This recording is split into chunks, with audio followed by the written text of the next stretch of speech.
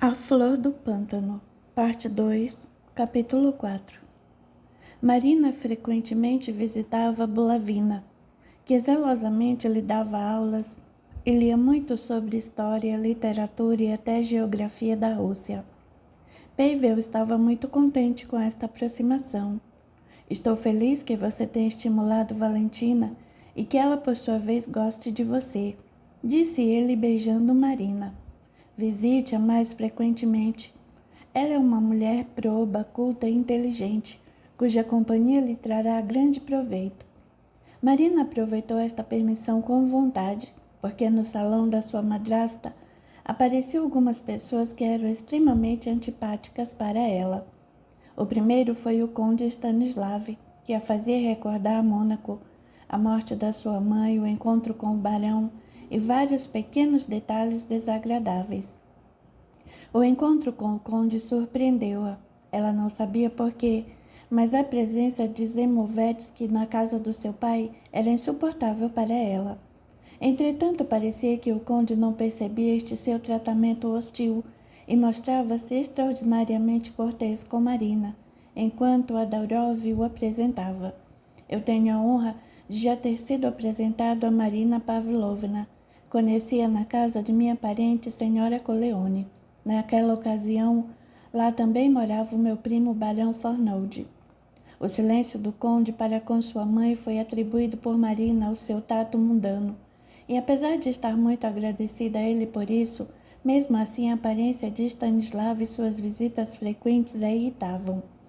Outra antipatia de Marina era por uma mulher que tinha, conforme palavras de Bulavina, uma grande amizade com Juliana. Seu marido é diretor em várias sociedades anônimas e ganha muito dinheiro. A mulher gasta dinheiro à larga com roupas. O marido paga na mesma moeda e também despede uma soma louca com atrizes, explicou com desprezo Valentina Antonovna. Esta pessoa, Tecla, era uma dama de cerca de 36 anos, parcialmente atraente. Mesmo assim, era muito desembaraçada, ousada e uma coquete inveterada. O conde Stanislav a cortejava abertamente. Tudeuskaya, desde o início, causava em Marina uma impressão desagradável com seu rosto pintado, modos livres e com seu assédio aberto ao conde Zemovetsky. Marina lembrava haver visto esta mulher ainda em Mônaco, um pouco antes da morte de sua mãe. Um dia, quando sua mãe não se sentia bem e Marina passeava com Emília, deram com Tuskaya na rua, que passeava de braços dados com o conde Stanislav e jogava olhares carinhosos a ele.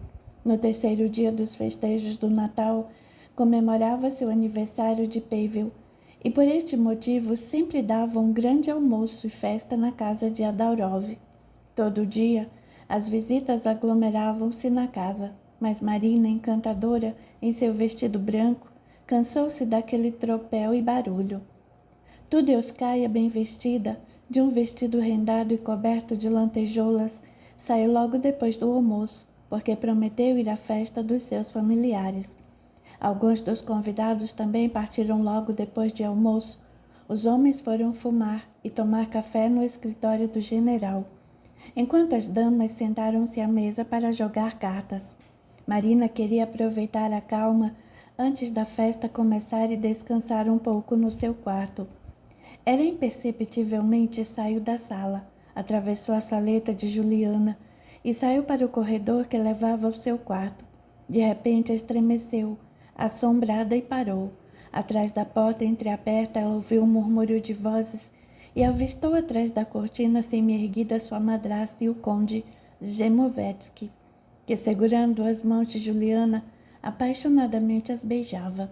O quarto onde eles estavam ligava-se à saleta de Juliana, que servia ou à biblioteca ou ao camarim, e geralmente os estranhos não entravam lá. Hoje você está tão maravilhosamente bem parecida, Juliana, que é capaz de enlouquecer até um santo, murmurava o conde, devorando-a com os olhos, e de repente aproximou-a para si tão perto que seus rostos se tocaram. Juliana realmente estava bonita, de vestido vermelho e com uma rosa chá no cabelo preto. Ela riu baixinho, tirou as suas mãos e repeliu o conde. Pare de falar bobagens, Stanislav. De um momento para o outro, pode entrar aqui e então desgostos resultarão. Ele é ciumento como um turco e nessas relações não está para graças. Ela quis ir embora, mas Zemovetsky alcançou-a na porta e ousadamente beijou seu pescoço desnudo. Já fazia tempo que eles tinham saído através da outra porta da saleta, enquanto Marina ainda estava parada como se solidificasse. O que significava esta cena? Uma brincadeira entre parentes ou um flerte? Mesmo eles falando em polonês, Marina compreendeu tudo, pois ouvindo constantemente ao seu redor, ela chegara a familiarizar-se com a língua. Se Juliana dissera que Paul era ciumenta, então seu pai Pavel, que neste caso era Paul, não aprovaria o que aqui acontecera. Marina sabia que seu pai adorava sua esposa. Por acaso ela viu quando Juliana entrou à noite no seu escritório. Ele a pôs no colo e começou a beijá-la apaixonadamente na boca. Ela saiu correndo naquele momento sem saber porquê, mas uma sensação vaga de amargura dominou-a e ela se sentiu sobrando por aí, como se sentia antigamente, morando com a sua mãe. Ninguém a procurava, ninguém a amava. A única pessoa que ela queria agradar tinha medo dela, mas porque ninguém tinha medo da sua mãe ou de Juliana. Totalmente desolada, saiu correndo para o seu quarto e tentou conter-se. Sabendo que iria ao encontro das visitas, não queria revelar a sua emoção. Depois de tomar um calmante e cheirar sal inglês, Marina acalmou-se um pouco e começou a convencer-se que tudo isso fora uma simples liberdade que o conde permitira-se tomar com sua simpática prima e também amiga de infância. Por outro lado, ele estava apaixonado por Tudeuskaya. De um modo geral, o conde era um tipo imprestável, como um dia opinou o barão Reimar. Quanto ao seu pai, ele era tão bonito e inteligente que, sem dúvida, poderia com êxito superar qualquer comparação com aquele homem repugnante. Ao se acalmar com esses últimos argumentos, Marina voltou para a sala de visitas. Pura no fundo do seu espírito, ela realmente passou pela sujeira que a cercava, não somente não se manchando, mas também nem teve completa compreensão de toda a feiura da realidade da vida. Tendo a ingenuidade de uma criança, aquela adoração ardente que outros rendiam à sua mãe, ela entendia como uma homenagem à sua beleza encantadora. E para Nadja, não era difícil dissimular da sua filha as suas verdadeiras relações com os seus adoradores. Quando Marina apareceu na sala de visitas, encontrou lá as novas visitas que vieram para a festa. Confusa, começou a procurar com os olhos o conde, mas ele já alegremente cortejava uma dama e ria às gargalhadas. Ele deve ser simplesmente um mulherengo, nada mais, pensou ela. Juliana e o pai sentavam-se no lado oposto do aposento com um desconhecido senhor, homem moreno de cabelos pretos. Ao ver a sua filha, Pavel chamou-a com um sinal e lhe apresentou o pintor Solomim. Como Juliana tem preguiça de posar e cada vez adia as sessões, será que o senhor teria a bondade de pintar o retrato da minha filha? Disse rindo a Daurov.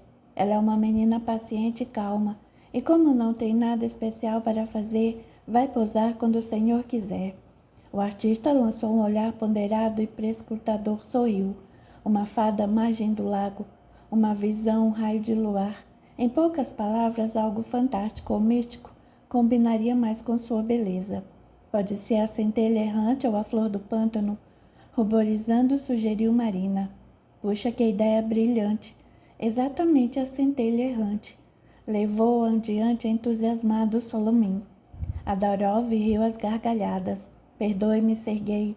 Eu esqueci que o senhor é o retratista das criaturas etéreas, das visões misteriosas, que tudo o que é invisível para um simples mortal inspira o senhor. Pode pintar o que quiser.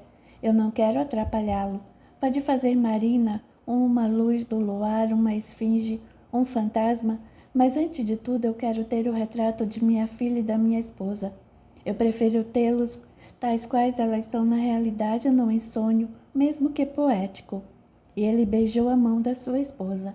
As visitas reuniram-se ao lado dos Daurov e riu alegremente. Solomim insistia em descrever, antes de tudo, o quadro que contava fazer para uma exposição de primavera. para depois começar a pintar os retratos. Peyville desceu e pôs à disposição do pintor o seu estúdio de fotografia. Foi decidido que as sessões começariam imediatamente. A colocação do estúdio começou já no dia seguinte. A tela trazida para o quadro era de dimensões enormes.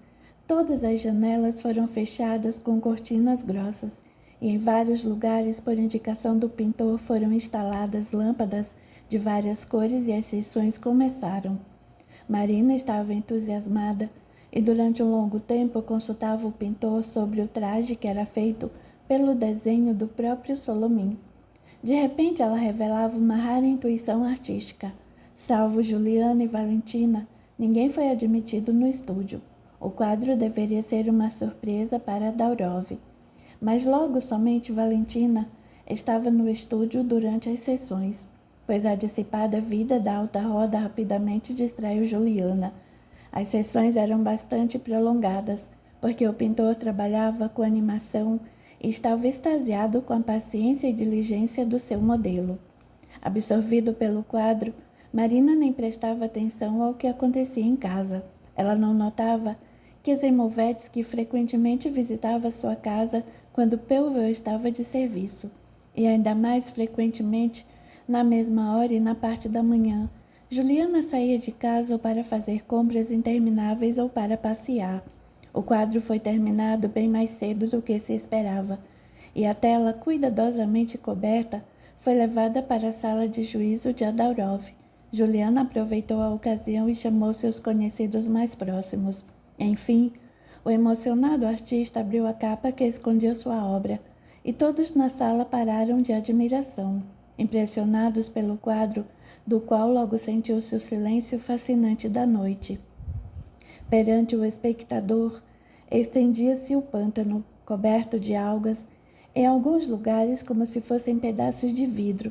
Havia clareiras de água parada e em alguns lugares suntuosamente branquejavam os cálices de lírio d'água. Na beirada do céu, elevava-se a configuração preta do bosque. A luz da lua mostrava-se de trás das árvores. No meio do quadro, via-se um esqueleto verde acinzentado com o crânio coberto de musgo. Com sua descamada mão, ele amparava a traiçoeira centelha errante. Marina, que se apoiava no seu ombro, nunca. Marina foi tão bela como neste misterioso ambiente fantástico. O corpo esbelto e aéreo transparecia, um pouco através do vestiário lilás e perdia-se nas águas. Os cabelos cinzentos estavam soltos e brilhavam na luz do luar. As mãos, virginalmente belas e brancas, destacavam-se das largas mangas cortadas até os ombros. O rosto branco e translúcido parecia iluminado do interior. Um misterioso sorriso de languidez movia os lábios escarlates. Em uma mão ela segurava uma flor brilhante, com a outra ela fazia sinais, chamando um jovem que estava na beira do pântano em rico vestuário medieval.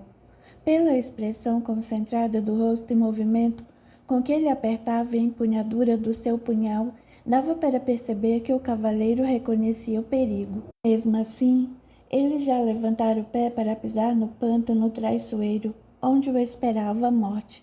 O seu olhar encantado estava preso à maravilhosa visão, coberta de névoa ligeira e clara. Uma cruz dourada clara desenhava-se em cima da cabeça do cavaleiro. É espantoso, magnífico. Ouvia-se de todos os lados quando a primeira impressão tinha cessado. Comovido, Peyville abraçou e beijou carinhosamente Marina. Depois ele estendeu as duas mãos para o pintor. O seu quadro, Serguei, está acima de todos os elogios. Além disso, que coisa forte. Sim, na nossa época, quando a poesia é estipada da arte, deve haver muita decisão e independência do pensamento para pintar uma obra tão mística e poética. E ainda por cima, instalar uma cruz cristã como símbolo da salvação do homem no caminho da tentação. Eu compro este quadro, qualquer que seja o preço, e depois da exposição levarei para o meu escritório. O conde Stanislav também estava admirado e pediu o consentimento de Daurov para fazer uma cópia e colocar na sua galeria de quadros em sua estância, ao que recebeu a permissão do general. Serguei, o senhor sabe que sua visão tem um grande defeito. Dirigiu-se Zemovetsky ao pintor. Qual é? Ouviram-se as vozes curiosas. Nele sobrou pouquíssimo de satânico. Não é um inferno com todas suas tentações que está olhando para o cavaleiro com esses lindos olhos misteriosos, mas antes um dócil anjo com espírito sonhador. Que bobagens você diz, interrompeu Juliana rindo. Eu penso que todos sabem que demônios muitas vezes tomam aparência angelical para enganar os mortais, ávidos de tentações. Todos riram de todo o coração e com isso a crítica cessou. Se ocupasse mais do quadro, Marina novamente estava a par dos acontecimentos de casa. No início deu na vista que a madrasta não estava tão alegre como antes. Às vezes, quando achava que ninguém estava olhando para ela, até ficava pensativa e preocupada. Mas depois, ao saber que ela seria mãe, Marina atribuiu a sua inquietação e meditação com o seu estado enfermiço e deixou de pensar sobre isso. Agora, Zemovetsky visitava bem mais raramente, mas em compensação, ele quase sempre era seguido por Tudeuskaya, que corria com insistência atrás do conde. Uma mudança desfavorável aconteceu no humor de Pavel. Ele parecia muito preocupado, irritado e impaciente. O que sobretudo surpreendeu Marina foi que às vezes era descortês em relação à sua esposa. Olhando mais atentamente, ela percebeu que o mau humor do seu pai era provocado principalmente pelas visitas de Zemovetsky. Até uma vez, quando anunciaram que chegara o conde, Pavel de repente levantou-se, saiu para o seu escritório sob o pretexto de ter muita coisa para fazer e nem apareceu na hora do chá. Quando no mesmo dia, à noite, depois que o conde tinha partido, Juliana foi para o escritório do seu marido. De lá ouviu-se uma conversa em voz alta. Mais tarde, a esposa do general saiu com os olhos chorosos. Marina voltou para o seu quarto extremamente agitada. A briga daquele dia do seu pai com a sua esposa, de repente, lembrou-lhe a cena entre Zemovetsky e Juliana, aquela assistida à noite no dia do aniversário de Pavel. Ela também lembrou-se das palavras ditas naquele dia pela sua madrasta. Paul é ciumento, e nessas coisas não está para graças. Será que o pai começara a suspeitar, de algum jeito, que Stanislavs cortejava a própria prima e beijava por trás de suas costas? Amargurada, Marina continuava a observar e dela não escapou que o seu pai estava cada vez mais frio e irritado. A madrasta estava preocupada com alguma coisa e tinha aparência amuada. Quanto ao conde, ele não comparecia na sua casa já fazia 3 ou 4 dias. Então, um caso inesperado confirmou os pressentimentos tristes de Marina. Naquele dia, seu pai almoçava no clube e Juliana fora visitar seus parentes. Só Marina ficou em casa alegando estar com enxaqueca. Ela almoçou sozinha e foi para a biblioteca do seu pai, onde gostava muito de ler, quando Pavel não estava em casa. A sala era de tamanho médio e estava ao lado da sala para fumantes. Todas as paredes estavam ocupadas por estantes com livros. Na frente das janelas estava a escrivaninha e uma poltrona de estilo Voltaire. À noite lá costumavam acender as luzes. O pesado reposteiro de pelúcia separava esta parte do resto da biblioteca. Marina escondeu-se no seu canto preferido e absorveu-se na leitura. De repente, ouviu no quarto para fumantes a voz do seu pai, mas ele não estava só. Em seu interlocutor, ela reconheceu a voz do general Kuriatin, o amigo de Pavel. Ela levantou-se, desagradavelmente surpreendida com a volta inesperada do pai, por saber que normalmente ele voltava do clube muito tarde. Tendo o humor excitado, qualquer ninharia para ela parecia suspeita. O que significa tudo isso? Pensava ela. Ela estava indecisa e hesitava se saía do seu canto ou esperava quando o pai e seu hóspede fossem para o escritório. Mas Pavel resolveu, parece, ficar lá no quarto para fumantes, e com uma voz muito irritada respondia uma pergunta do seu companheiro, a qual Marina tinha ouvido mal. Você notou com justiça, Kostya, que ultimamente eu tenho estado perturbado, e vou ser totalmente sincero com você. Quando aconteceu aquela história com Nadia, minha primeira esposa, você era meu único confidente. Não posso deixar de esconder de você que tenho medo de um novo escândalo. Receio exatamente agora quando esperava encontrar uma felicidade tranquila.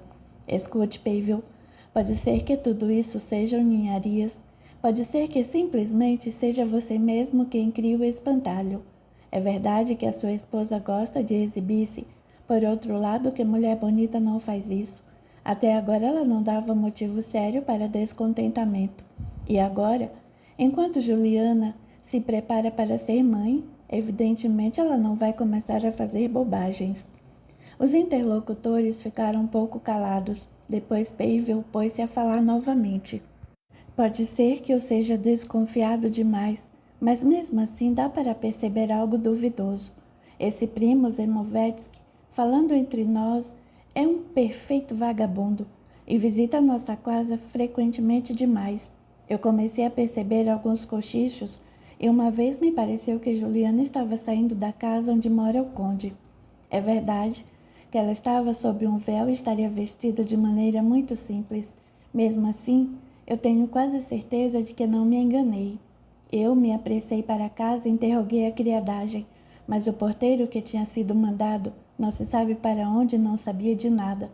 Já a criada me convencia que Juliana não tinha saído de casa e estava ocupada com a sua costureira. Entretanto, eu não confio nessa mulher. Ela é astuta como o diabo e ainda por cima hipócrita. Tenho que notar que em casa há 3 entradas e 2 delas têm saída para a travessa onde não tem porteiro. Uma destas entradas leva ao corredor e ao quarto de Juliana.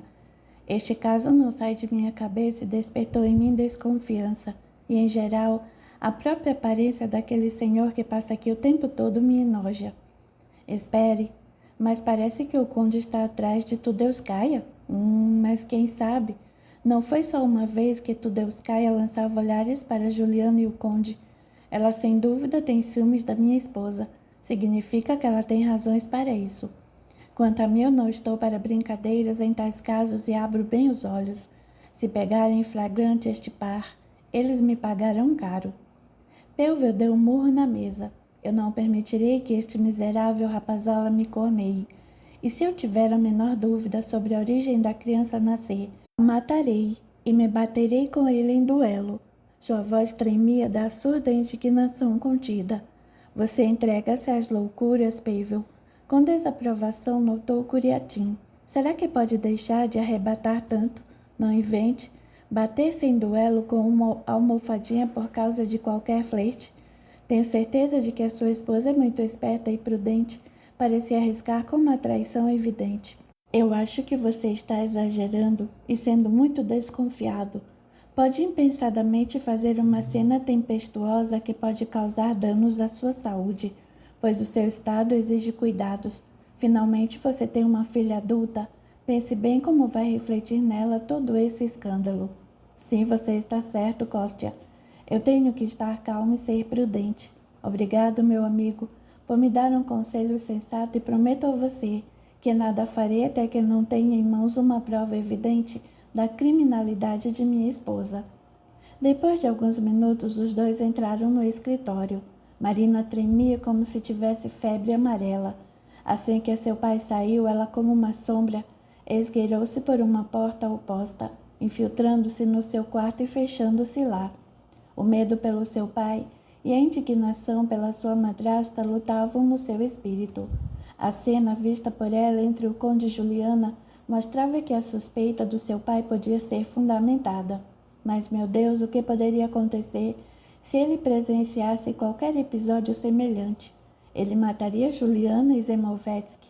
Seria uma infelicidade, uma vergonha, um evidente remorso posterior. Agora, a única salvação para ela de todas essas desgraças era a prece, e então ajoelhou-se perante as suas imagens. No dia seguinte, eles assistiam uma peça de teatro. Marina, com grande desgosto, avistou o conde na primeira fileira da plateia. Durante o intervalo, ele chegou para cumprimentar a família Daurov, parecendo nem se dar conta da frieza de Pavel. Ficou no camarote deles durante toda a segunda parte. Marina parecia que estava sobre brasas, e o seu descontentamento era tanto que quando Zemovetsky saiu e Juliana sentou-se no fundo do camarote, ela se aproximou da madrasta e disse a meia voz: "Gostaria de saber, porque o conde sempre nos segue como uma sombra." Juliana ruborizou um pouco. "Eu posso dirigir a você a mesma pergunta, querida Mara." Sem hesitação e zombateiramente retrucou ela. "Para falar a verdade, eu não posso mandar Stanislav embora somente porque ele a admira." Marina não disse nada. Não teve coragem de responder algo que pudesse atrair a atenção do seu pai e assim aumentar sua suspeita. Tanto que nesse momento ela surpreendeu um sorriso no rosto de Pavel. Então ele ouviu tudo, mesmo observando a sala atentamente através do binóculo. O general escutava tudo e de repente ocorreu-lhe uma ideia, que poderia ser que Marina realmente tivesse agradado ao conde. Ela era bastante bonita para isso. Neste caso, o cochicho da sua esposa e do conde poderia ser simplesmente um pedido de casamento. Esta ideia o acalmou. O cortejo por esse lado não ameaçava, pois o desprazer de Marina demonstrava que ela não gostava do conde, só isso. Era final de março. Uma manhã após despedir-se do seu pai, Marina, como sempre, foi para a saleta da sua madrasta, para ler um livro com ela até o café da manhã, quando de repente parou embaraçada na sala. Uma conversa em voz alta chegava da saleta e Marina reconheceu a voz aguda de Tudelskaya. "Não e não. Não vou ficar calada, apanharei você, uma coquete sem vergonha, uma intrigante baixa. Você me roubou o coração de Stanislav. E eu, uma boba.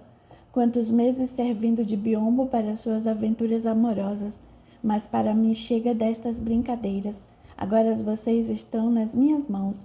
Eu encontrei a pista de vocês e interceptei uma carta, bastante evidente do conde, para abrir os olhos desse tolo Adaurov, que é um mago que dá para ele um herdeiro no 6º ano de casamento. Ainda hoje mandarei esta carta para o seu marido, e de antemão quero dar os parabéns com uma explicação agradável que espera por você." A porta se abriu fazendo barulho e Tudelskaya saiu voando da saleta como uma bomba. Passou correndo sem notar Marina, encostada na parede deprimida com o que tinha ouvido. O rosto de Tudelskaya, desfigurado de raiva e coberto com manchas vermelhas, apesar do pó de arroz branco e do carmim, horrorizou Marina. Mas imediatamente a reflexão sobre seu pai dominou todo o seu sentimento. "Coitado do meu pai, sua vida está arruinada novamente. O que poderá acontecer quando ele souber da sua desonra? Sem dúvida desafiará o conde para um duelo, e se matarem o meu pai." Uma piedade indescritível dominou o coração de Marina. Ela estava pronta a dar sua vida sem hesitação, para poupar o seu querido pai de toda essa vergonha e desgraça. Entretanto, qual seria a saída? Em que poderia consistir a salvação? E ela seria possível? Ela correu até a saleta e encontrou Juliana soluçando convulsivamente no sofá, a cabeça afundada nos travesseiros. Tomando a mão de sua madrasta, começou a sacudi-la. "O que foi que você fez?" Severamente, com a voz surda, perguntou Marina. "Como a senhora se atreveu a trair meu pai? Se ele souber da sua desonra, sua vida estará arruinada. Ele matará o conde ou ele próprio será morto." Juliana levantou-se de um salto do sofá. O medo e a raiva pareciam lutar dentro dela. "Você ouviu aquelas maluquices dessa mulher furiosa?" "Sim, ouvi tudo." "Diga-me o que está escrito na carta que ela tenciona enviar para o meu pai." "Eu não sei." Transtornada, murmurou Juliana. "Essa carta de Stanislav para mim, que é o que pérolas d'amor. E nada mais, mas isto já é o suficiente para me arruinar."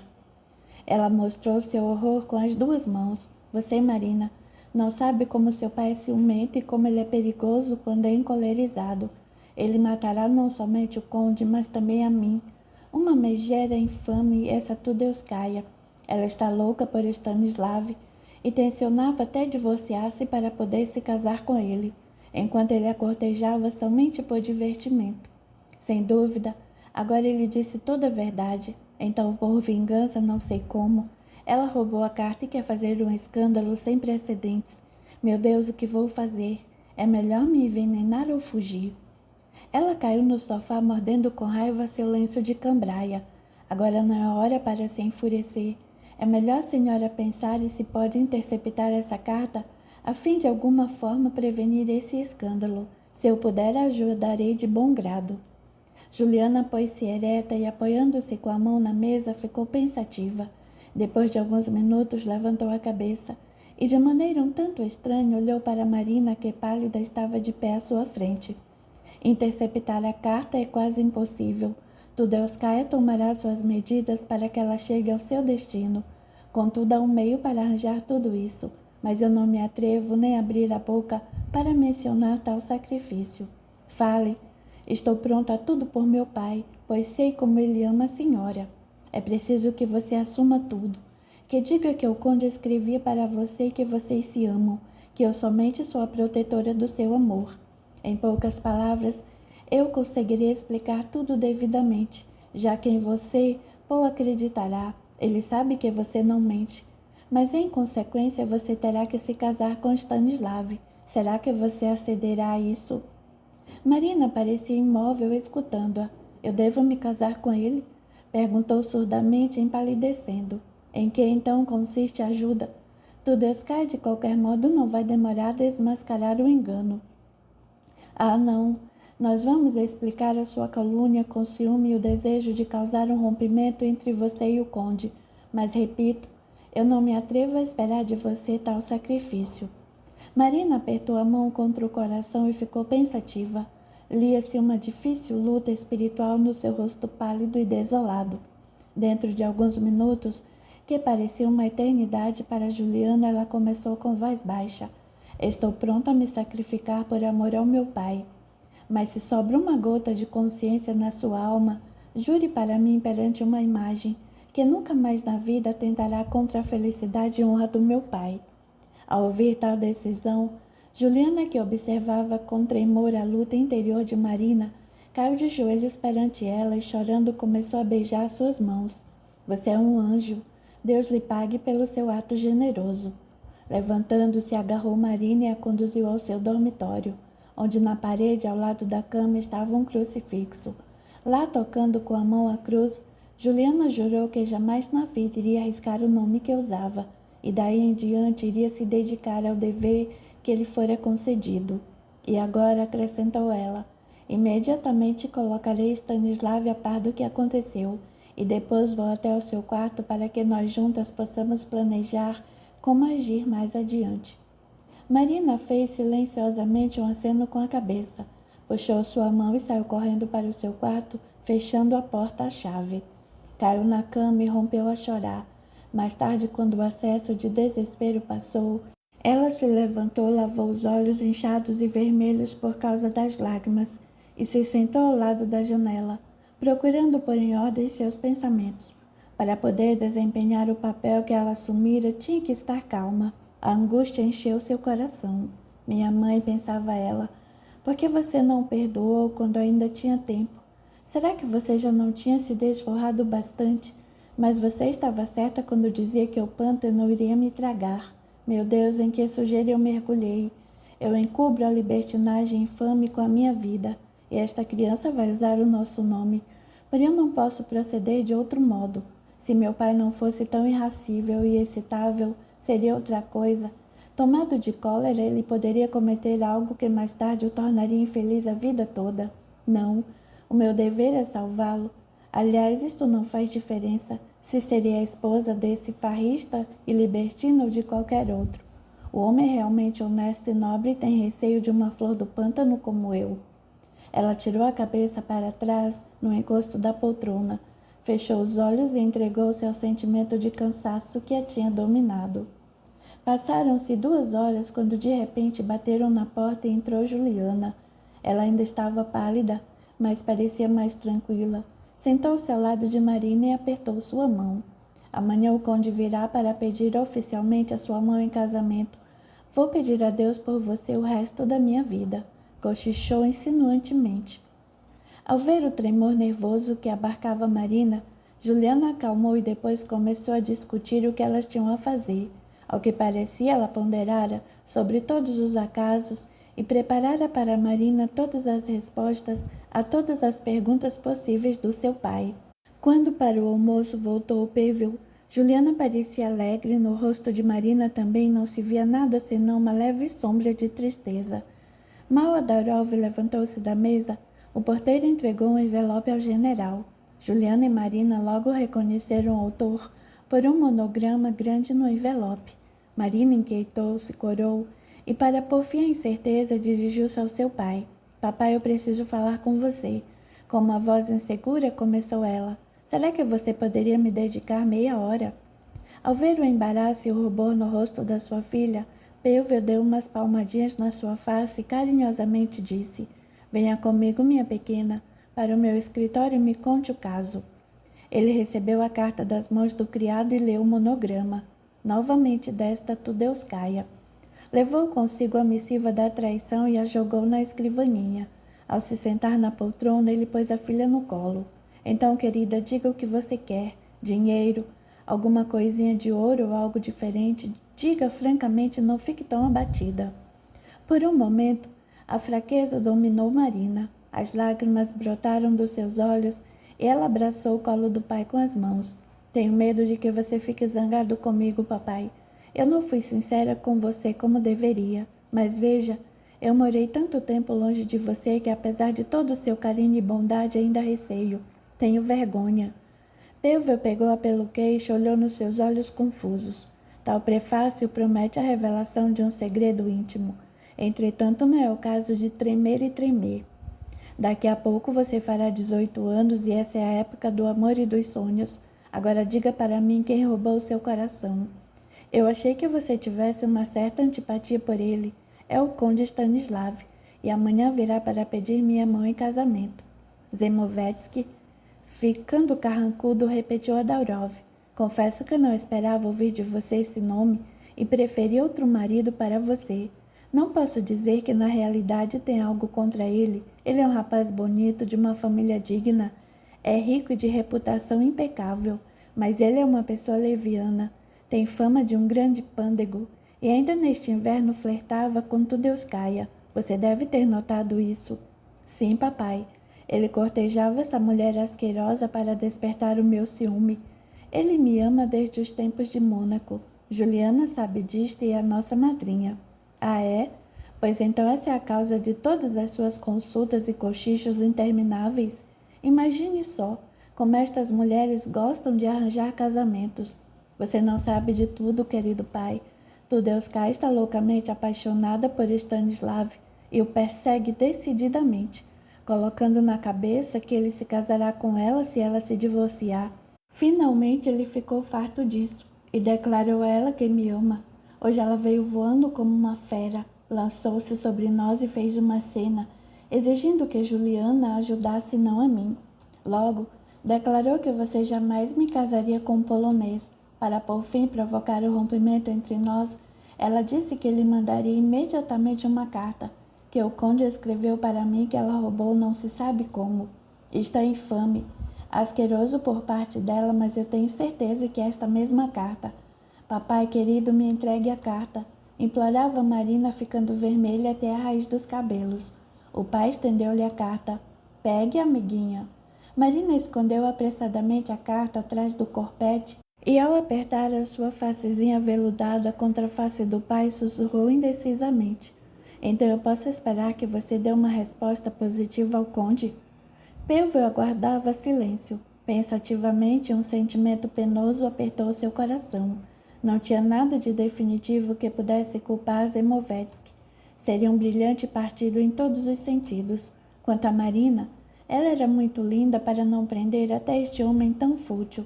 Entretanto, a sua voz interior lhe sugeria que sua filha não seria feliz com o conde. Stanislav tinha algo que ele não gostava. E outra coisa, sua avó, uma velha santarrona cercada sempre de padres e de várias pessoas suspeitas, era-lhe repugnante. Para finalizar, só pensar que Juliana intrigava e ajudava o conde a seduzir Marina o irritava. Ao encontrar o olhar amedrontado e enevoado de lágrimas, ele suspirou penosamente e a beijou. Tudo bem, eu aceitarei o pedido do conde. Parabéns, minha querida. Vou pedir a Deus por sua felicidade. Marina beijou fortemente o pai e saiu correndo. Não conseguia mais fingir. Passou diretamente do escritório do seu pai para a saleta, onde Juliana, alvoroçada e pálida, fingia ler um livro. Ao parar à frente de sua madrasta, rompeu um envelope e tirou 2 cartas. Uma delas era do conde e a outra de Tudeuskaya. Dando uma olhada nas assinaturas, ela jogou na mesa. Eis aí a prova da sua vergonha. Elimine-a na minha presença. Mas cuidado, mantenha o seu juramento. Paguei o preço da minha vida futura e não quero que o sacrifício que fiz seja em vão. Quero que meu pai seja feliz. Está me ouvindo? Ele será feliz, lhe juro, respondeu decididamente Juliana. Minha imprudência me custou muito caro. Após percorrer com os olhos as cartas, ela jogou na lareira. Quando das provas sobraram apenas as cinzas, Marina saiu. Ao voltar ao seu quarto, ela caiu na poltrona e cobriu os olhos com as mãos. Sentiu uma tontura. O seu futuro parecia um abismo sombrio onde ela caía. Tudo estava acabado. Ela se casaria com um homem que não amava e nem respeitava, e que era amante da sua madrasta. Estremeceu de repugnância, e de repente na sua memória ressurgiu a imagem do barão Van Rode. Ah, se ele fosse aquela pessoa para quem amanhã daria sua palavra, mas ele não confiava nela.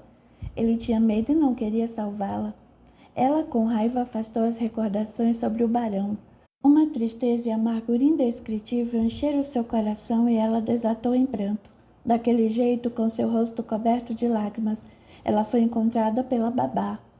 A Avdotya Mironovna assustou-se com o aspecto desconcertado de Marina e começou a indagar o que estava acontecendo. Nunca antes Marina se sentira tão solitária e tinha necessidade de abrir seu coração e falar com alguém sobre a sua dor. Ela não tinha mais forças para dissimular e ficar calada. Jure por Deus, babá, que não passará para ninguém o que eu vou lhe contar, murmurou ela, abraçando a pajem. E depois que a velha rezou freneticamente perante as imagens, Marina, sufocada, contou-lhe tudo o que tinha acontecido. A cabeça de Avdotya sacudia da emoção enquanto ela escutava a moça. Maldita! Resmungava com raiva a mulher. É você, a minha pombinha, que agora tem que pagar os pecados dos outros para dispersar o patrão da vergonha e da dor. Coitadinha, é de crer que você nasceu em má hora. Porém, Jesus Cristo e Nossa Senhora estão vendo seu amor filial e abençoarão você. Fique sossegada. Sua velha babá não dirá a ninguém até a morte e rezará para que Jesus Cristo poupe você. Ela pegou a mão de Marina, levou até as imagens e ajoelhou-se junto com ela. Peço a Deus para que ele proteja você, disse severamente com muita fé a mulher. O ardente impulso de oração acalmou Marina, dando-lhe confiança na bênção dos céus. No dia seguinte, esta convicção também não abandonava Marina, o seu belo rosto de pouca cor, e como de costume pensativo, ficou naturalmente agitado, quando a chamaram para a sala de visitas onde estava o conde. Seu pai pegou sua mão e a pôs na mão de Zemovetsky, dizendo que estava dando seu consentimento. Depois o pai saiu para o trabalho e deixou a discussão dos detalhes para depois do almoço. Os noivos ficaram sós. Um silêncio embaraçoso e penoso reinou durante alguns minutos. O conde estava pálido e seu bonito rosto também estava emocionado. Ele olhava para a cabecinha baixada de Marina com um olhar um tanto estranho. Depois de se conter, finalmente, pegou a mão da noiva e aproximou a boca para beijá-la. Perdoe-me que deste jeito intervenha na vida da senhorita, entretanto, acredite que faço todo o possível para ser digno da felicidade de chamar a senhorita de minha esposa. Até agora eu nem me atrevi a pensar na senhorita, mas será que é possível vê-la e não amar? Juro que esta insensatez a qual eu lamento foi a última. Marina suspirou. Acredito no Senhor. Vamos unir as nossas melhores intenções para cumprir uma tarefa penosa para ambos. O Senhor se casará comigo para salvar a honra da sua prima. Eu me caso com o Senhor para preservar a felicidade e a tranquilidade de meu pai. Somente o futuro irá nos mostrar se superamos as dificuldades das obrigações que assumimos. Entretanto, eu acho que entre nós não precisamos mentir e fingir o amor inexistente, porque a base do nosso casamento é profundamente humilhante para a minha dignidade feminina. Mesmo assim, prometo que cumprirei honestamente o meu dever e não exijo nada senão respeito. O desejo da senhorita é lei para mim. Mas um pedido, conde. O senhor entende como é duro desempenhar o meu papel para que o meu pai não perceba nada. Por isso gostaria de reduzir na medida do possível a situação atual. Entendo. Eu partirei para Dharma sob pretexto de arrumar a casa para a vinda da senhorita. Porém, minha saída tem que ser preparada de tal maneira que não pareça uma fuga. Marina assinou que sim. Resignar-me-ei ao inevitável, claro, e depois tenciono visitar a minha tia em um convento por algum tempo. Acredito que meu pai nada terá contra isso. Durante o almoço, onde se reuniram as pessoas mais próximas, entre outros conhecidos, os esponsais foram anunciados, brindaram a saúde dos noivos e zombaram da confusa Marina quando o conde teve que beijar a noiva. Pavel estava tão alegre e animado que, observando, Marina ficou contente. Tendo uma natureza entusiasta, neste momento achou seu sacrifício leve.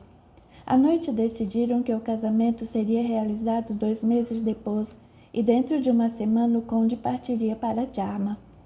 Por mais difíceis que fossem esses momentos para Marina, ela cumpria cuidadosamente o seu papel de noiva feliz. O luto em que ela estava dispensava da festa pomposa de noivado, e nos círculos mais íntimos, ela recebia os parabéns com alegria. Juliana também estava contente e feliz e parecia muito ocupada com a preparação do enxoval e durante horas arrastava sua enteada pelas lojas. O mais penoso era passar as noites quando os noivos estavam juntos. Stanislav procurava tanto quanto possível atenuar o embaraço das relações, distraindo Marina com conversas sobre Tcharna, desenhando para ela os planos da futura residência e discutindo detalhadamente o arranjo imobiliário dos quartos. Marina não tinha nada contra tais conversações e discutia com vontade questões de tal espécie. Capítulo 5. O castelo Tcharna, que significa negro em polonês, fora construído ainda no século XVI. Ele estava numa colina alta, um gigante sombrio e imponente com 3 torres pontiagudas. No começo, Tcharna era um forte, mas com o tempo aterros e muralhas foram arrasados e o fosso do castelo fora coberto. Agora o castelo estava cercado por um enorme parque, cuidadosamente conservado, pelo qual corria um riacho com pedras. A aparência externa do castelo também sofrera transformações. Ao lado do prédio principal fora anexada uma nova ala, que não combinava absolutamente com a aparência feudal da construção principal. Havia um terraço largo com colunas no estilo italiano e uma grande janela veneziana.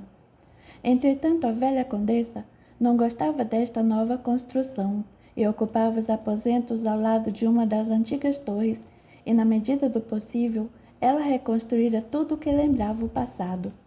Depois do almoço, ela e o conde Stanislav estavam sentados na sala de visitas, ao lado do quarto da condessa. Pelos seus rostos corados, logo se percebia que a conversa tinha sido tempestuosa. A condessa Zemovetsky era uma mulher que tinha mais de 60 anos, porém ela estava tão bem conservada que dificilmente dava a impressão de ter mais de 50. Era alentada e até maciça, e a cor do rosto era levemente vermelha como a das pessoas florescentes. O cabelo grisalho caía sobre as orelhas. Os traços secos e angulosos e os lábios finos e cerrados eram sinal de algo cruel e desdenhoso. Os olhos negros e perspicazes irradiava-se uma mistura de algo maldoso e de hipocrisia afetada.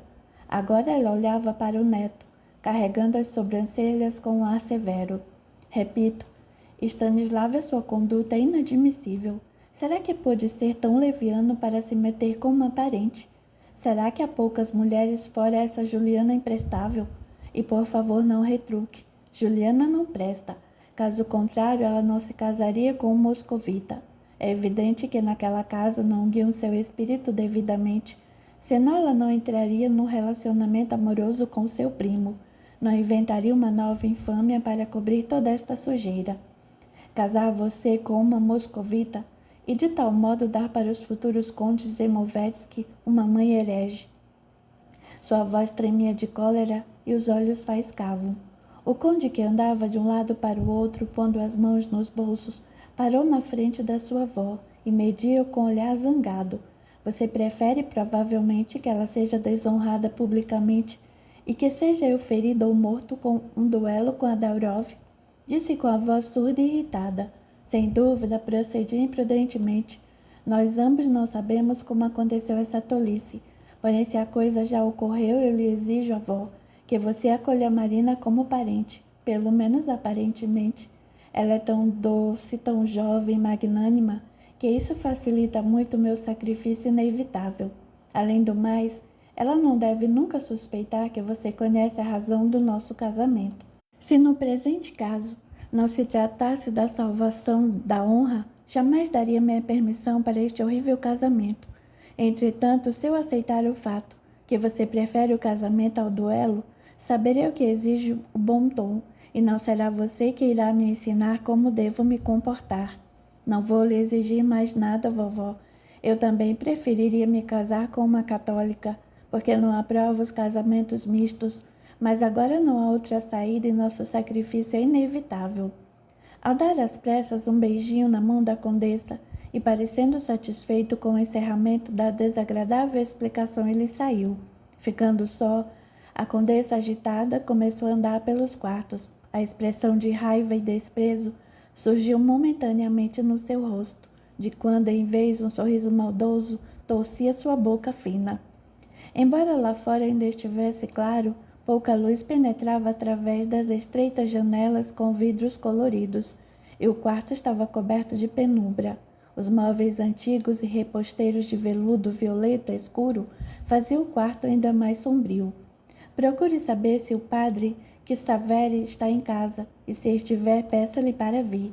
Deu ela as ordens ao criado. O criado voltou logo informando que seu reverendo fora ao povoado vizinho para visitar um doente. A condessa apoiou-se com o cotovelo no peitoril da janela e ficou pensativa. Ela estava tão absorvida pelos seus pensamentos que não percebeu quando acenderam as lâmpadas e levantou a cabeça somente quando alguém parou na frente da sua janela. É você, Camila. Pensei que fosse o padre. Que aspecto perdido você tem? Aconteceu alguma coisa? A senhora Camila, companheira e até parcialmente uma parente da condessa, era uma solteirona baixinha, descamada e loura. Sempre se vestia de preto. Usava um rosário nas mãos e como colar uma cruz com contas no pescoço. Acabei de saber que o jovem conde vai se casar. Será que é verdade? Sim, posso dar os parabéns? Sim, Camila, é verdade. Só que não é caso de se alegrar. Stanislav se casará com a Daurova, a filha do marido de Juliana. Mas quem contou a vocês sobre o casamento? Jesus Maria, com uma herege. Ergueu os braços aturdida Camila.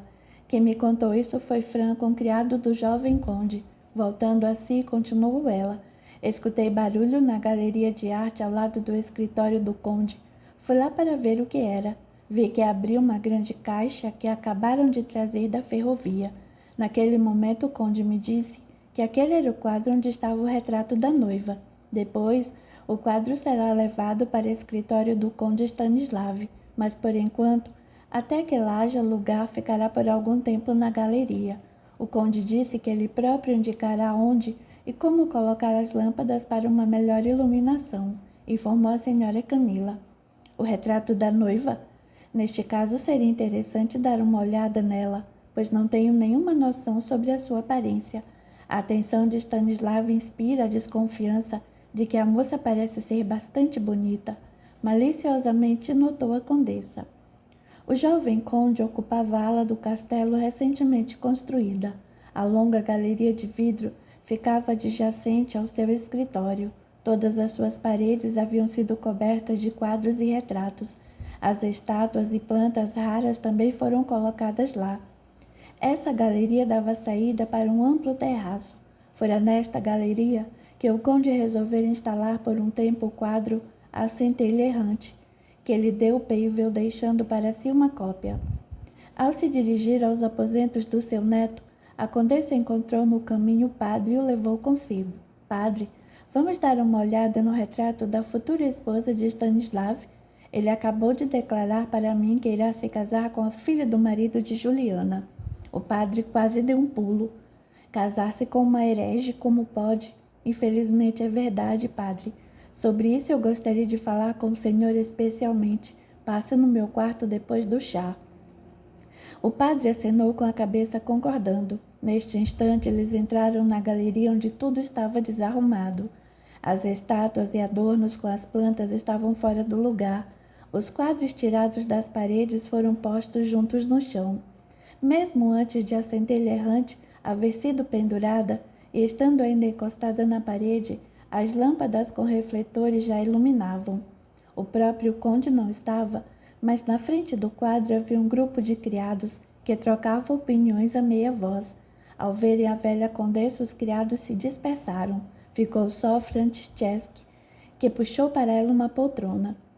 Zemovetsky examinou o quadro por muito tempo e somente expressou seu espanto com uma exclamação prolongada. Veja só! O padre ficou atrás da sua poltrona e, a dar uma olhada no quadro, parou admirado. Seus olhos fascinados se cravaram na visão fantástica de a centelha errante. Ora, o rubor vivo, ora a palidez profunda sucediam-se alternadamente no seu rosto. Ele não conseguia tirar os olhos daquela imagem encantadora e aérea de Marina, e somente a voz da condessa tirou do torpor. Padre, o que o senhor acha disso? O traje é demasiado transparente e leve, além do mais acho que este quadro é um mau sinal, respondeu-lhe com voz surda. Ah, sim, a noiva que contrai matrimônio, apoiando-se na morte e atraindo seu cavaleiro para o perecimento certo, não promete nada de bom. Mas eu estou persuadida que o sacrifício feito por Stanislav não é dos mais penosos. Sorrindo com azedume, disse a condessa e saiu. Até logo, padre. Eu vou esperar o senhor depois do chá. Eram quase 11 horas quando o padre entrou na sala de estar da condessa. A sala estava vazia. O padre sentou-se junto à mesa, pegou nas mãos o livro de orações e o abriu. Porém, seus pensamentos estavam longe. A imagem de Marina surgia perante seus olhos e o coração batia fortemente no peito, enquanto a ideia fixa de que aquela mulher bela como um sonho seria a esposa de Stanislav permanecia na sua cabeça e o torturava.